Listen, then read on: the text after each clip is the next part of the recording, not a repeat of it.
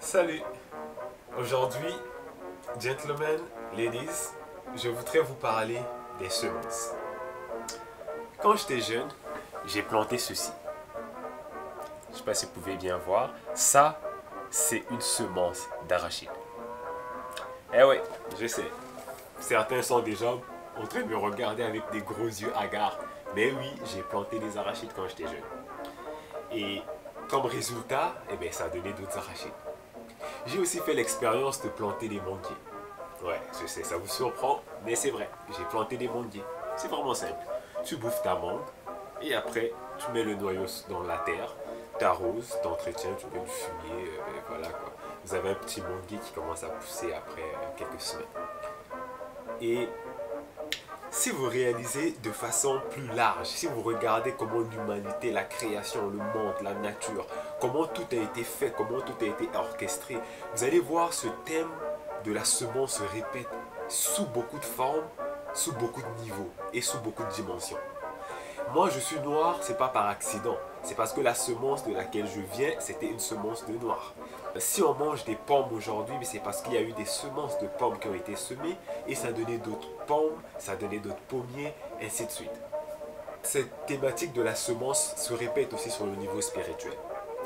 En fait, le résultat qu'on voit physiquement n'est que le résultat de la nature de la semence qui a été semée spirituellement. C'est-à-dire que les gens peuvent devenir forts parce qu'ils ont semé des semences de force dans leur esprit. Les gens deviennent addicts parce qu'ils ont semé des semences d'addiction dans leur esprit. Ça a l'air tiré par les cheveux, mais restez avec moi quelques minutes, vous allez voir ce que je veux dire. Tout est toute question de logique. Vous avez une semence d'arachide, vous la plantez, vous n'allez pas avoir des pommes. Certain. Est-ce que vous êtes d'accord avec moi, oui ou non? Tu sèmes, tu récoltes. Action, réaction. Donc ce n'est qu'une question de logique. Donc que ce soit sur le plan spirituel, que ce soit sur le plan physique, c'est la même chose. Pour revenir à ma petite histoire du début.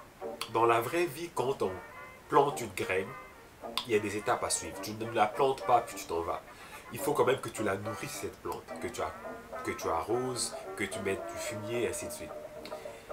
Dans la vraie vie, comment on nourrit les semences qu'on sème? C'est en y pensant, par notre pensée, premièrement.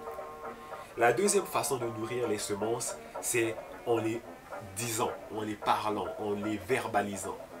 Ça, c'est la façon la plus forte. Ça, là, dès que tu commences à verbaliser qu'est-ce que tu as dans ta tête, dans tes pensées, ça prend 2 fois plus de force. Et donc, si vous voulez avoir du succès, commencez à parler comme une personne de succès. Commencez à dire que vous avez du succès. Si vous voulez sortir de la dépression, commencez à dire que vous allez bien. Commencez à prophétiser comme on dit. Parlez, utilisez votre bouche pour le dire. Et même chose pour les choses négatives. Si vous voulez que ça s'arrête dans votre vie, arrêtez d'en parler. Arrêtez d'appeler votre ami pour dire « C'est quoi la critique qu'il avait dit déjà hein? Pourquoi, pour qui il se prend ?» Arrêtez ça. Ça a été dit, ça a été dit. Laisse tomber, passe à autre chose. Vous avez compris le principe? Dans la vraie vie, quand on plante une graine, il faut l'arroser, il faut l'entretenir. Dans notre vie mentale ou dans notre carrière ou dans notre développement personnel, c'est la même chose.